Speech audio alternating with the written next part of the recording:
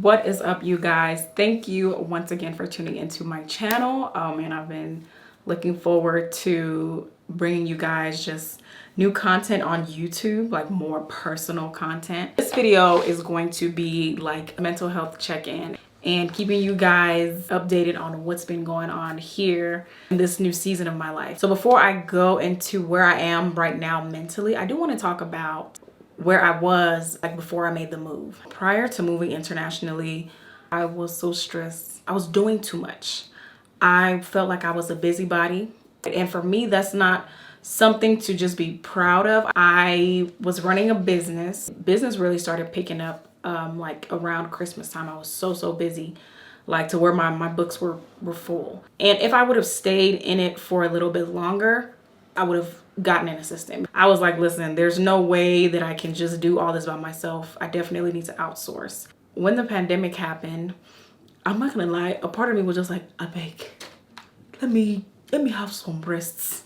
You know, let me even have my own rest, Jared. You know, let me tell you, that lockdown wasn't too bad. It wasn't too bad. It was not too bad. I don't know about you. Yet I hate that it had to happen that way. But you know, it allowed us to sit down. When lockdown happened, I realized that, oh my goodness, I'm working myself to the ground, because it was not only my business, but then I was also involved in ministry. Also, I was trying to work towards a goal that God had put on my heart. So I knew eventually I was going to step out of the hair game, but I thought it was going to be like 2-3 years from now. I didn't know it would come so soon. I heard about this cabin, and you know, you can just kind of go take a break from, like, you know, modern society, like you're in the woods and you're with nature and it's quiet and you put away your phones and you just take time to think. And I said, you know what, I'm going to do this. So when I went to this cabin, I read a book called The Dream Giver. I really believe that that cabin getaway, in addition to this book, in addition to just asking God, okay, God, what do you want me to do next in this season? That really prompted my decision. At first I was like, let me stay for 1 more year and then I'll go. But then I was like, you know what? That's just me pushing it back even further. Just do 6 months. Even sometimes when I'm looking at the 6 months, I said, time is not passing on what? This is hurry up. So I was also living at home with my parents and my little brother. As much as I love my family, I think it was just, I just needed my own space. There were some days where I would come back from work and it would just be like a really hard day. And then I'm just bombarded with 21 questions and I've been talking to people all day. I just need a break. I just need, give me some time to cool down. And then, okay, we can discuss. Now I can just come home and like, I choose if I want to talk on the phone, if I want to just take a nap. It's beautiful. I love it. 2020 also encouraged me to go to therapy, which I'm sure it did for a lot of people. And so when I was in this session, I was telling the therapist about, you know, my plan to go to Colombia. It's like I knew I was going to do it anyway, but I just was not confident in my strategy. And then after she was done listening, she was just like, your idea is great. I just need you to be confident in it. Now that I'm here in Medellin, I would say that my mental health has improved a lot. I get to come in and have like quiet time. I get to wake up and do my morning stretches. And I've been prioritizing getting at least 8 hours of sleep a day. That's something I'm like, I have to get into this habit of getting enough sleep. I'm no longer listening to these people that want to sell you master classes on Clubhouse talking about, oh, you sleeping for 8 hours? Yes, I am. I'm going to sleep for 8 hours and tomorrow I'm going to do it again. You know, I can't function on 4 hours of sleep. I can't be at my best. I'm sorry. If you can do 3 hours and you're still good, that's on you, but that's not me. And it is what it is. Even though I'm like technically I'm still trying to find my groove, I'm trying to make the most of it, because right now I don't like this Airbnb hopping. I'll be honest with you, because I feel like you end up paying a little bit. You end up paying more than you would if you just got an apartment.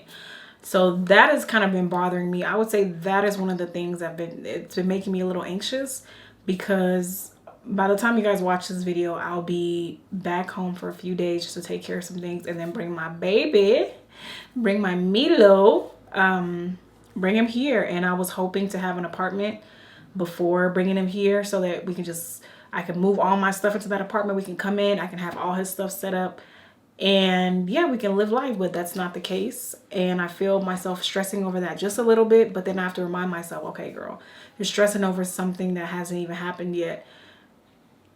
Do like as you go, you'll figure it out as you go. No need to lose sleep and get anxious and it hasn't even happened. Like, I'll figure it out, you know, because the thought of having to bring my luggage and this dog is growing and I'm like, how is this gonna work?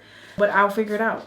I'm gonna figure it out. So it's gonna come and stay with me and live life and be doing Milo international me. I'll be doing international slave mama. We are international. It's like, although I do love my space, I think it'll be nice to care for him and have him as a companion, go on walks, go to the park, things like that. So, and the city is very dog friendly. Like, I can take him to the cafes. We can go to the mall. Literally, I see dogs at the mall all the time. So I think he's gonna love it here. And I also think it's a good place for him to learn how to socialize with people. When it comes to the housing situation, I will say though, it can be a little discouraging, but then I have to remind myself, okay, girl, it's only been 3 weeks. It hasn't been like 6 months.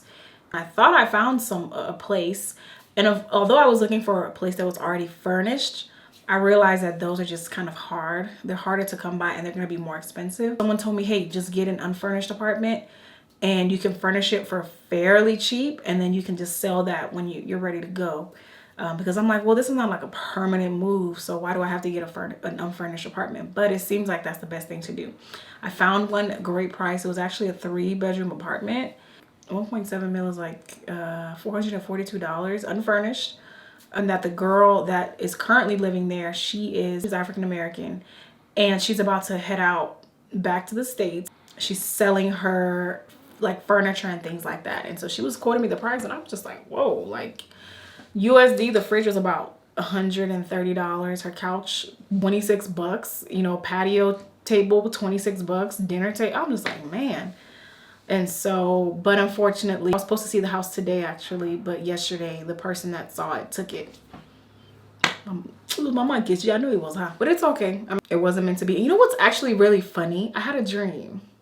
That I was rejected. Now it could have just been some bad food, you know, don't quote my word, but I had a dream that the landlord was like, oh, you know, American millennials, no, whatever it was. In the dream, she was rejecting me from that apartment. And so I didn't get the apartment in the dream, and so I didn't get the apartment. But like I said, it could have been bad food. Don't take my word for it. You know, if I can just find a place and rent it out, you know, maybe like 3 months at a time, that would be cool. That would be nice. And I can just rest and relax and then just get to know that neighborhood. But it's not here yet, and that's okay because I'm going to figure it out as I go. So I'm not even going to stress out about it because I know that God is, you know, he hasn't turned a deaf ear to my prayers, and I'm going to find a place that is going to be within my budget. I do not want to go outside of my budget whatsoever. It's going to be within budget and it's going to be good. I'm proud of myself. I really am. I'm proud of myself because I said that I was going to do something and I did it. And I pride myself on being a woman of my word.